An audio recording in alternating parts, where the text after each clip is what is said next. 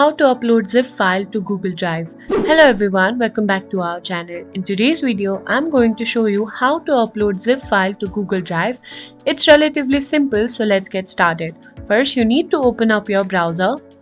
Once you're in the browser, in the search bar, you need to type Drive. Then, this will take you to your Google Drive. Now that you're in the Google Drive, you can see an option in the left side that says New.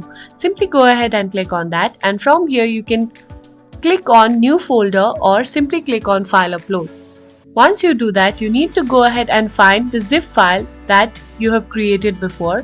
Then you need to simply click on that, and once you do that, you need to click on Open. Now you can see that the zip file has been uploaded to your Google Drive. In order to find it, you need to simply go ahead and click on the file locations. As you can see here that the zip file has been uploaded to your Google Drive. Once you open it, here are the files that are inside the zip file, and that's it. You now know how to upload zip file to Google Drive. If you find this video helpful, please give us a thumbs up, subscribe to our channel, and I'll see you in the next video.